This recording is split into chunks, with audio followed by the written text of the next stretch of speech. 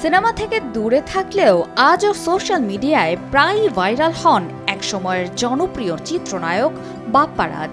কখনো তার অভিনীত গান ভিডিও ভাইরাল হয়, কখনো চাপাডাঙ্গার বউ, প্রেম গীত, জিনের বাদশা সহ অনেকে সিনেমার আলোচনায় উঠে আসেন এই নায়ক।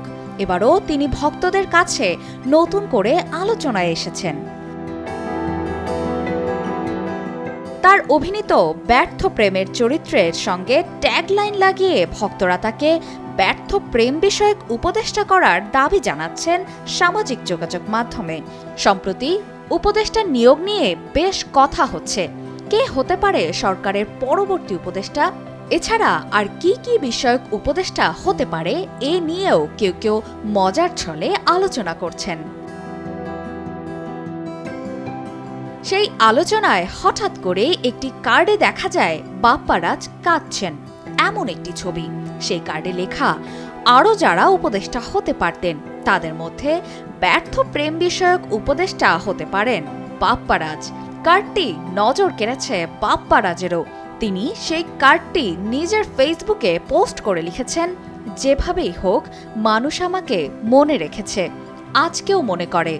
একজন শিল্পীর জীবনে এর চেয়ে বড় পুরস্কার আর কি হতে পারে? তার পোস্টে চলচ্চিত্র অভিনেত্রী শাবনাজ লিখেছেন, তিনি একজন অসাধারণ জাত অভিনেতা। মজা করে আরেক পরিচালক শাফি উদ্দিন শাফি লিখেছেন, সফল প্রেমের অনেক মুভিও আছে আপনার, তাই জোর দাবি জানাচ্ছি আপনাকে প্রেম বিষয়ক উপদেষ্টা করা হোক। ভক্তরাও নানা রকম মন্তব্য করেছেন। মাহবুব রহমান নামের এক ভক্ত লিখেছেন, আপনি আমাদের 90 প্রজন্মের চলচ্চিত্র প্রেমীদের কাছে বাংলা সিনেমার সেরা নায়কদের একজন। আপনার প্রাণবন্ত সাবলীল অভিনয় কখনোই ভোলার নয়। আপনার অভিনয় এখনো মিস করি আমরা।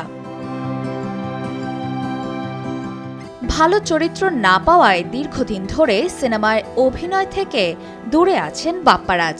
বাংলাদেশ চলচ্চিত্র উন্নয়ন কর্পোরেশন চলচ্চিত্র অভিনয় শিল্পীদের সংগঠন নিয়ে অনেক সময় ক্ষোভ প্রকাশ করে দূরে থেকেছেন। সম্প্রতি তিনি এক সাক্ষাৎকারে বলেছেন, এফডিসিতে রাজনীতি বেশি হয়। একজন চলচ্চিত্র অভিনেতা হিসেবে তাকে এমন নানা ঘটনায় বিব্রত হতে হয়। অপর্ণা বর্ষা, কালের কণ্ঠ।